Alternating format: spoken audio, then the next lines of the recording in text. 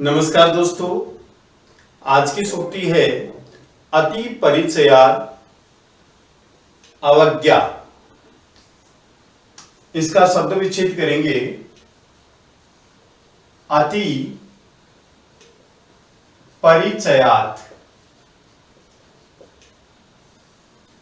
अवज्ञा। यदि हम किसी अनजान व्यक्ति से मिलते हैं और उससे हम परिचय करते हैं और हमारे बारे में पूरी बात बताते हैं और कुछ भी नहीं छिपाते हैं, तो कुछ समय ऐसा आता है कि वह हमारे ऊपर विश्वास करना छोड़ देता है और हम जो बात कहते हैं उसको मानता नहीं है और उसको हंसी में ले लेता है।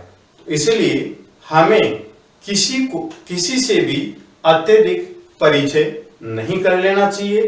परिचय अत्यधिक उसी के साथ करना चाहिए जो सरल हृदय का हो, विश्वास पात्र हो, अच्छा हो और हमेशा सहायता करने वाला हो।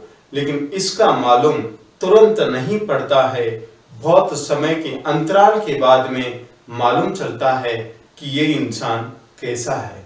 यदि सच्चा इंसान है तो उसके साथ अत्यधिक परिचय करने पर किसी प्रकार की अवज्ञा का सामना नहीं करना पड़ता है, और यदि सच्चा इंसान नहीं है तो हमारी बात पर वो कभी भी विश्वास नहीं करता है और हम जो कहते हैं उसकी अवहेलना करता है।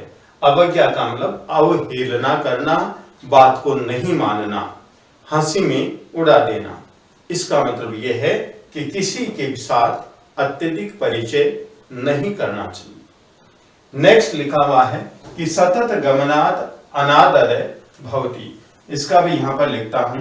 सतत का मतलब होता है निरंतर, गमनात् जाने से, अनादर है, अनादर भवति होता है। हम किसी के घर जाते हैं, बिना ही बुलाए चले जाते हैं, रोज चले जाते हैं, तो सतत का नाम निरंतर गमनात् जाने से अनादर भवति, अनादर होता है। इसलिए हमें बिना कहे, बिना बुलाए किसी के घर पर नहीं जाना चाहिए। यदि हम जाते हैं तो हम अनादर के पात्र हो जाते हैं, हमारा वहां पर सम्मान नहीं होता है और वहां पर अनादर होता है। तो ये सूक्ति ये बताती है कि निरंतर किसी के भी घर पर जाकर के खड़ा नहीं होना चाहिए, वो हमारे लिए बहुत ही नुकसानदायक है। तो दोनों जो शब्द हैं उसका अर्थ यही है कि अति परिचयात् अवज्ञा। किसी के साथ अत्यधिक परिचय करने पर हम यदि उसको कोई बात कहते हैं तो हमारी बात का वो उल्लंघन कर देता है। दूसरा है सतत गमनात् अनादर भवति। यदि हम किसी के पास निरंतर जाते हैं तो हमारा अनादर होता है, बिना बुलाए निरंतर जाते हैं तो हमारा अनादर होता है। दोस्तों, यदि आपको ये अच्छा लगा तो आप लाइक कीजिए, शेयर कीजिए, कमेंट कीजिए, सब्सक्राइब कीजिए।